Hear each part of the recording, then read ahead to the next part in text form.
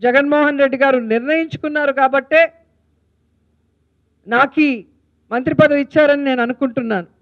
So Covid అయిన తర్వాత నేను మంత్రిగా రావటం, మీ అందరికీ కూడా ఎక్కడికక్కడ జిల్లాల వారీగా మీరు ఇచ్చిన ప్రతి ఒక్క పేపర్ని కూడా రిసీవ్ చేసుకొని మీ సమస్యల్ని తెలుసుకొని జగన్ గారికి తీసుకువెళ్ళి ఇన్ఫార్మ్ చేసి ఏం చేయగలమో అన్నీ కూడా చేసుకుంటూ వస్తున్నాం. ఇంకా ఏమైనా ఉన్నా కూడా చేయడానికి మేము రెడీగా ఉన్నామని కూడా ఈ సందర్భంగా తెలియజేసుకుంటున్నాం.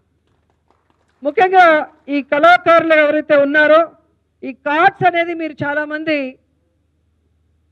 మనకి ట్రావెలింగ్ చేసేటప్పుడు కార్యక్రమాలు చేసి తిరిగి ఇంటికి వెళ్ళేటప్పుడు పోలీస్ వ్యవస్థ కొంచెం ప్రాబ్లం ఉంది, కార్డ్స్ ఉంటే మాకు కొంచెం ఈజీగా ఉంటుందని అడిగారు. కొంతమంది ఏమో ఆ కార్డు ఉంటే మాకు కేంద్ర ప్రభుత్వం నిర్వహించే కార్యక్రమాల్లో పాల్గొనాలన్నా కేంద్ర సాంస్కృతిక పథకాలకి అర్హత పొందాలన్నా ఉపయోగపడుతుందని కొంతమంది తెలియజేశారు. డప్పు కళాకారులకైతే పెన్షన్ వచ్చే కార్యక్రమం ఉంటుంది కాబట్టి వారు కూడా ఎక్కడికక్కడ దాని గురించి అడగటం జరిగింది.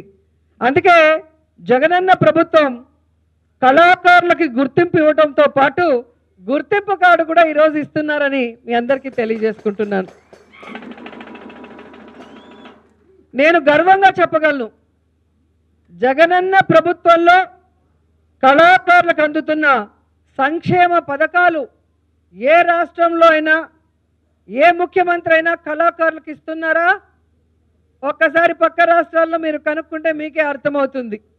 ఈరోజు ఎందుకు ఇది చెప్తున్నానంటే అత్యధికంగా పేదలుండే రంగం కళారంగం కాబట్టి ఆ పేద కళాకారుల ఇళ్లలో బిడ్డలకి మంచి చదువు కావాలన్నా, ఆ కుటుంబానికి మంచి వైద్యాన్ని అందించాలన్నా, వారికి ఇల్లు లేకపోతే ఇల్లు ఇవ్వాలన్నా, వారి కుటుంబాల్లో అమ్మఒడి కానీ చేయూత కానీ ఆసరా కానీ అన్నీ కూడా ఇవ్వాలన్నా అది ఒక్క జగనన్నకే సాధ్యమైంది.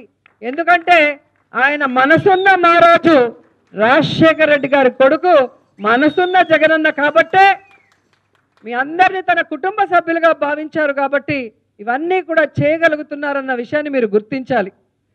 అలాగే రాష్ట్రంలో మారుమూల ప్రాంతాల్లో ఉన్న ప్రతి కళాకారుని కూడా ప్రోత్సహించాలి, గుర్తించాలి అన్న లక్ష్యంతోనే ఈ గుర్తింపు కార్డులు కూడా ఇవ్వటం జరుగుతుంది.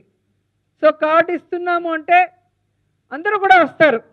ఎందుకంటే మేము మొదటిసారిగా సాంస్కృతిక సంబరాలు అనౌన్స్ చేసినప్పుడు చాలామంది పెద్ద ఉత్సాహం చూపించలేదు. ఎందుకంటే గత ప్రభుత్వాలలో ఎవరు చేయలేదు, అవి ఎలా ఉంటాయో తెలీదు, మనం వెళ్ళాలా వద్దా అన్నట్టున్నారు. ఎప్పుడైతే తిరుపతిలో మేము గ్రాండ్గా సక్సెస్ చేశామో అది చూసి శ్రీకాకుళం నుంచి పాడేరు నుంచి కూడా కళాకారులందరూ కూడా పరుగుల మీద వచ్చి ఎంతో ఆనందంగా ప్రదర్శనలు ఇచ్చారు. అంటే జగనన్న మీద కళాకారులకి ఎంత ప్రేమ నమ్మకం పెరిగిందో కూడా మీ అందరూ కూడా అర్థం చేసుకోవాలి.